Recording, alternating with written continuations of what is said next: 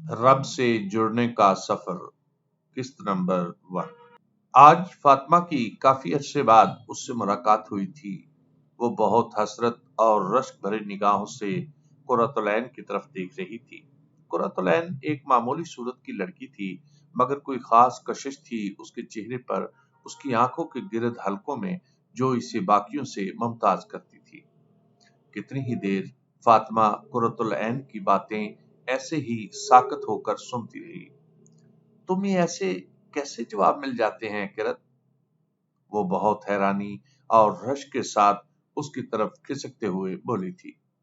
فاطمہ، جب انسان اللہ کی طرف دل میں ہدایت کی تڑپ لے کر آتا ہے نا، اس کی کتاب کو تھام لیتا ہے نا، اس کی ایک ایک بات پر سچا یقین کر کے اطاعت کرتا جاتا ہے نا، پھر اس کی زندگی میں ایسے ہی معجزات روز رونما ہوتے ہیں۔ پھر وہ عرش پر مستوی رب اپنی آیات کے ذریعے اپنے اس بندے کو تسلیاں دیتا ہے، سکھاتا ہے، سمجھاتا ہے، سنبھالتا ہے۔ قرۃ العین محبت بھرے لہجے میں اس سے بتا رہی تھی کہ آنکھوں میں نمی سی تہنے لگی۔ فاطمہ کے رونگٹے گویا کھڑے ہو رہے تھے اس کی باتوں کو سن کر۔ اس کے جسم میں ایک لہر سی دوڑ گئی تھی۔ اسے ایک پل کے لیے ایسے لگا جیسے قرۃ العین کی آنکھوں کے گرد بنے حلقے اس کے رب سے محبت کی علامت تھے۔ ہاں، وہ بھی تو کبھی کسی انسان کی محبت میں ایسے ہی اپنی آنکھیں کالی کرتی رہتی تھی، مگر اب ٹھوکر لگنے کے بعد اسے احساس ہوا تھا کہ دنیا کا ہر رشتہ فانی ہے، خصوصاً حرام تعلقات، جو انسان کے اندر کے سکون کو برباد کر دیتے ہیں، اسے اپنے آپ سے اور رب سے دور کر دیتے ہیں۔ مگر اب وہ سنبھالنا چاہتی تھی اپنے آپ کو۔ قرۃ، میں ایسا کیا کروں کہ اللہ مجھ سے بھی ایسی ہی محبت کرے؟ میں بھی اس کی محبت محسوس کر کے آنسو بہاؤں، مجھے بھی وہ ہر لمحہ تھامے اور اپنی آیات کے ذریعے جواب دے۔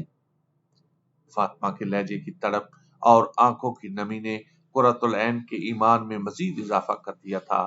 وہ دل ہی دل میں فاطمہ سے محبت محسوس کرنے لگی تھی۔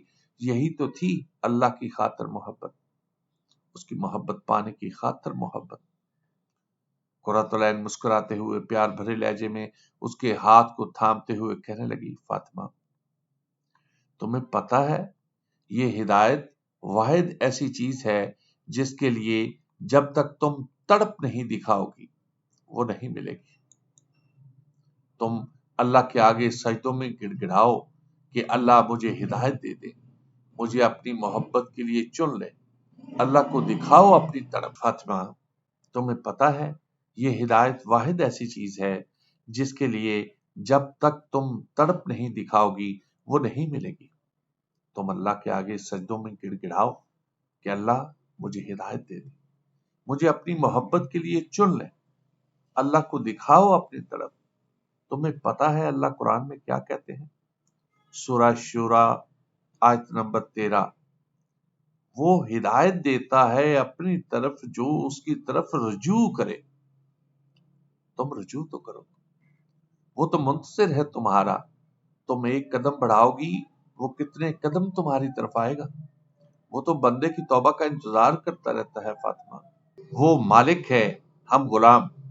کیا دنیا کا کوئی مالک اپنے غلام سے ایسی محبت کرتا ہے جبکہ غلام اپنے ہی مالک کا دیا کھا کر اسی سے دغا کرے؟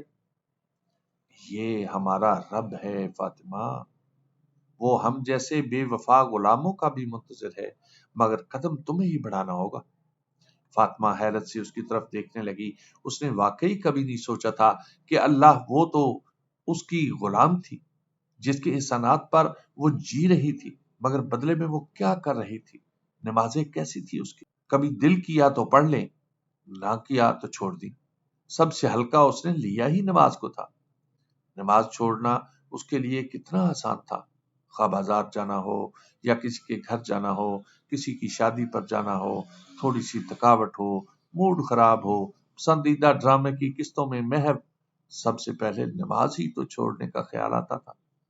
آج اسے احساس ہو رہا تھا کہ کیوں ان سب حالات میں وہ کھانا پینا سونا یا اچھے کپڑے پہننا نہیں چھوڑتی تھی۔ کیا واقعی اس کے نزدیک اس کے مالک کا یہی مقام تھا؟ سب سے کم پھر اگر پڑھتی بھی تو بس 2-4 ٹکرے مارتی تھی، کبھی سوچا بھی نہیں تھا کہ اللہ کے سامنے کھڑی ہو وہ پڑھ کیا رہی ہے۔ شرمندگی سے اس کا دل ڈوبتا جا رہا تھا۔ وہ کیسے پلٹے، اب کس منہ سے جائے اس کے پاس کہ جس کی تھالی میں کھا کر وہ چھید کرتی رہی ہے، وہ اس جیسی نافرمان غلام سے کیسے محبت کر سکتا تھا؟ اس کے آنسو ٹپ ٹپ ٹپ بہنے لگے تھے۔ جاری ہے۔